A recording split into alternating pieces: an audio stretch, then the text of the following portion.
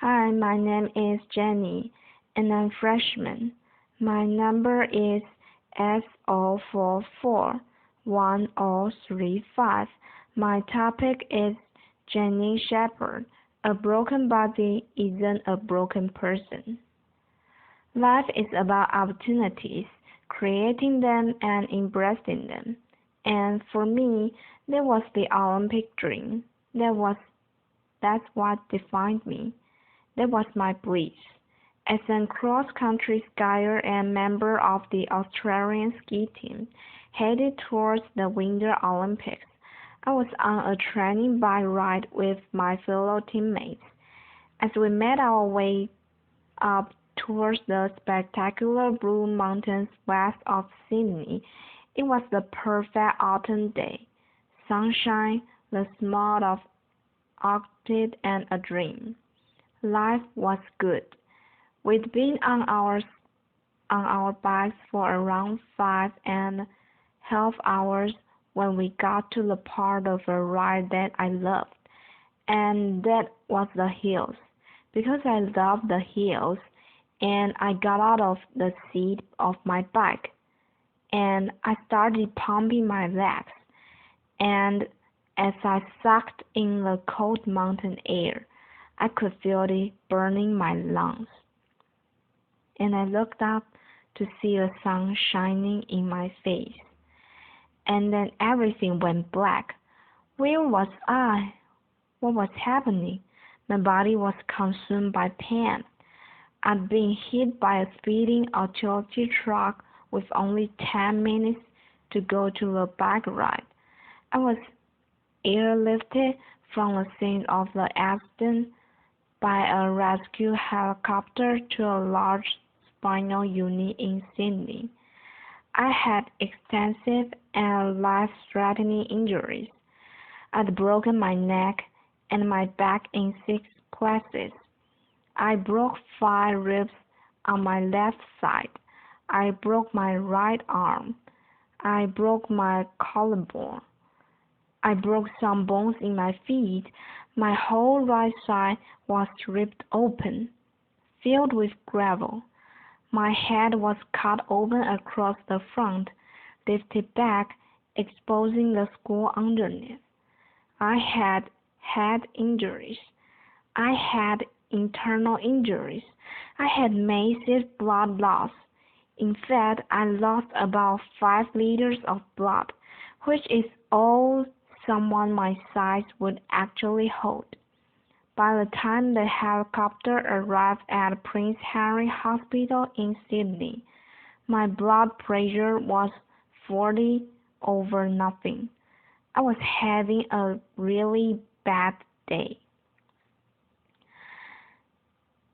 For over 10 days, I drifted between 2 dimensions. I had an awareness of being in my body, but also being out of my body, somewhere else, watching from above as if it was happening to someone else. Why would I want to go back to a body that was so broken? But this voice kept calling me. Come on, stay with me. No, it's too hard. Come on, this is our opportunity. No, that body is broken. It can no longer serve me. Come on, stay with me. We can do it. We can do it together. I was at a crossroads. I knew if I didn't return to my body, I'd have to leave this world forever. It was the fight of my life. After 10 days, I made the decision to return to my body, and the internal bleeding stopped. The next concern was whether I could walk again, because I was paralyzed from the waist down. They said to my parents, the neck break was a stable fracture, but the back was completely crushed. The vertebra at L1 was like you'd drop a peanut, step on it, smash it into thousands of pieces. They'd have to operate. They went in. They put me on a beanbag. They cut me, literally cut me in half. I have a scar that wraps around my entire body. They picked as much broken bones as they could that had locked in my spinal cord. They took out two of my broken ribs, and they rebuilt my back, L1. They rebuilt it. They took out another broken rib. They fused T12, L1 and L2 together.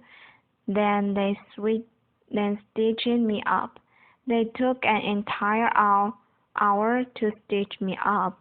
I woke up in intensive care, and the doctors were really excited that the operation had been a success because at that stage I had a little bit of movement in one of my big toes, and I thought, great, because I'm going to the Olympics. I had no idea. That's the sort of thing that happens to someone else, not me, surely. But then the doctor came over to me and she said, Janine, the operation was a success, and we've picked up as much bone out of your spinal cord as we could, but the damage is permanent. The central nervous system nerves. There is no cure. You are what we call a partial paralytic, and you will have all of the injuries that go along with that. You have no feeling from the waist down, and at most, you might get 10 or 20% return. You will have internal injuries for the rest of your life. You will have to use a catheter for the rest of your life, and if you walk again, it will be with calipers and a walking frame. And then she said, Jenny, you will have to rethink everything you do in your life because you are never going to be able to do the things you did before. I tried to grasp what she was saying. I was an athlete. That's all I knew. That's all I did done. If I couldn't do that, then what could I do? And the question I asked myself is, if I couldn't do that, then who was I?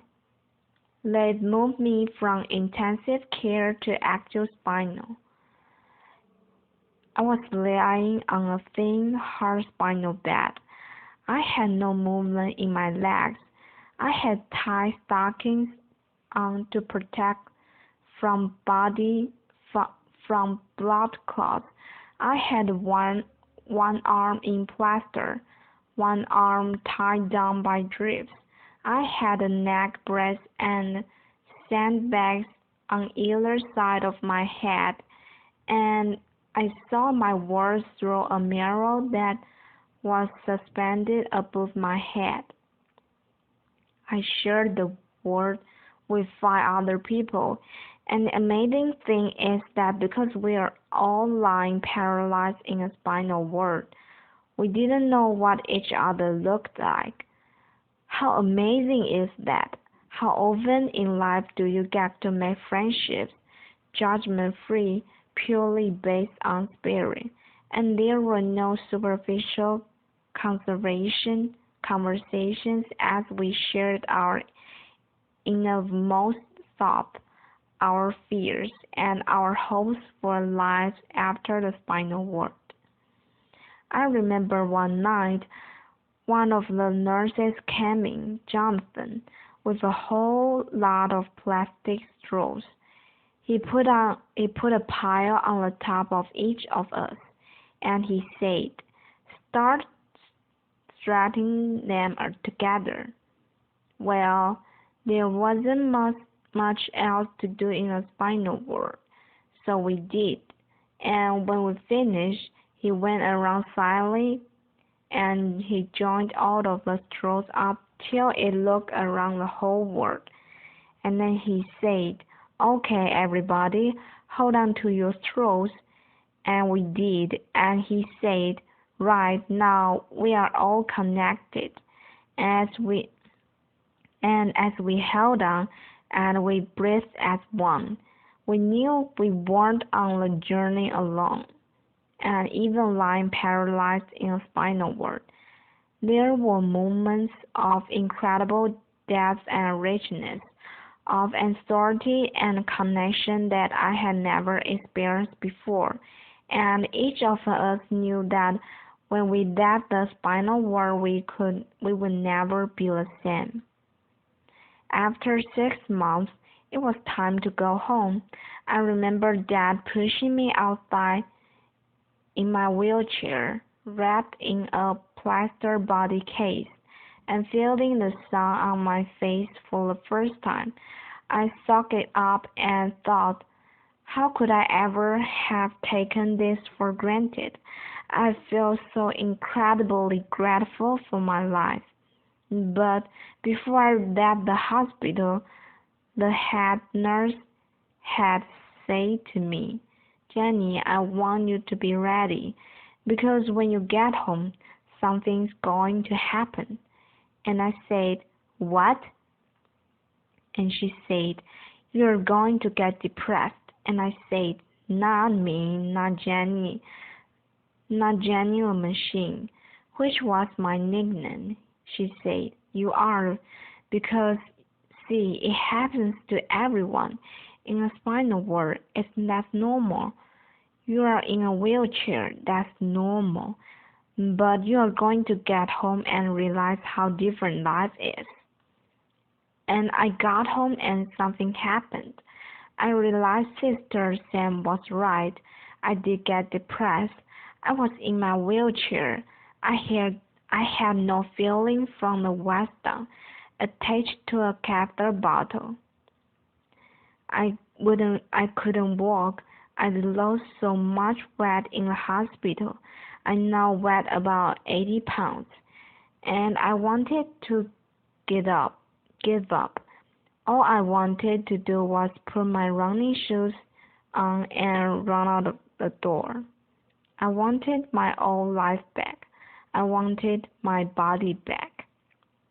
And I can remember Mom sitting on the end of my bed and saying, I wonder if life will ever be good again.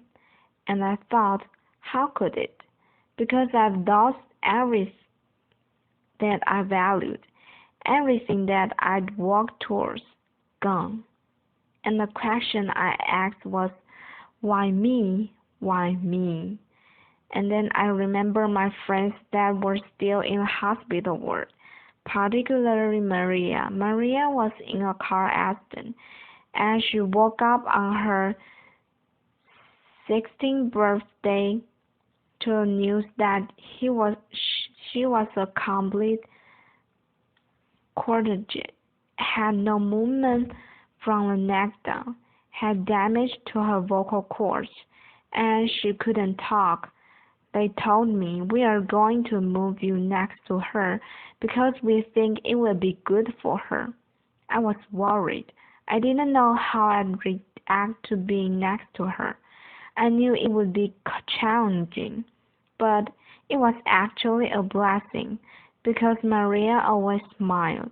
She was always happy, and even when she began to talk again, albeit difficult to understand, she never complained, not once, and I wondered how had she ever found that level of acceptance. And I realized that this wasn't just my life, it was life itself. I realized that this wasn't just my pain, it was everybody's pain. And then I knew, just like before, that I had a choice. I could keep fighting this, or I could let go and accept not only my body, but the circumstances of my life. And then I stopped asking, why me? And I started to ask, why not me? And then I thought to myself, maybe being at rock bottom is actually the perfect place to start. I had never before thought of myself as a creative person. I was an athlete.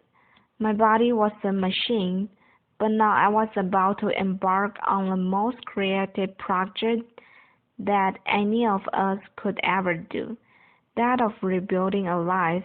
And even though I had absolutely no idea what I was going to do, in that uncertainty came a sense of freedom. I was no longer tied to set a pace. I was free to explore life's infinite possibilities, and that realization was about to change my life. Sitting at home in my wheelchair and my plaster body case, an airplane flew overhead, and I looked up. I thought to myself, that's it. If I can't walk, then I might as well fly. I said, Mom, I'm going to learn how to fly. She said, that's nice, dear. I said, pass me the yellow pages. She passed me the phone book. I rang up in a flying school. I made a booking, said I'd like to make a booking to come out for a flight. They said, you know, when do you want to come out? I said, well, I have to get a friend to drive me out because I can't drive. Sort of can't walk to get either. Is that a problem? I made a booking, and weeks later my friend Chris and my mom drove me out to the airport.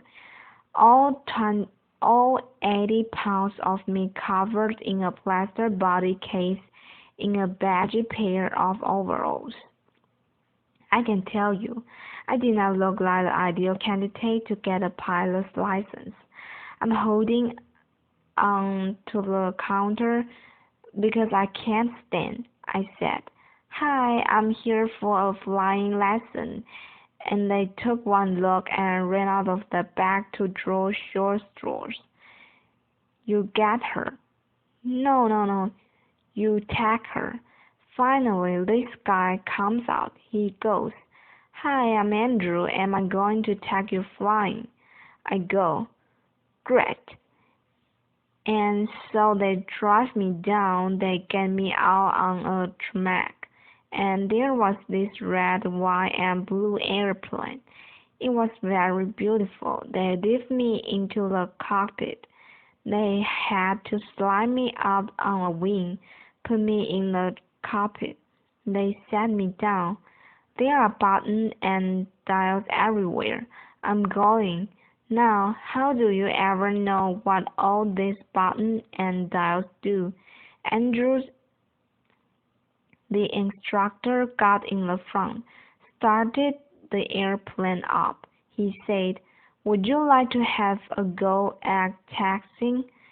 That's when you use your feet to control the rudder pedals to control the airplane on the ground. I said, no, I can't use my legs. He went, oh, I said, but I can use my hands. And he said, okay. So he got over to the runway, and he applied the power. And as we took off down the runway, and the wheels dipped up to the tarmac, and we became airborne, I had the most incredible sense of freedom. And Andrew said to me as we got over the training area, you see that mountain over there? And I said, yeah.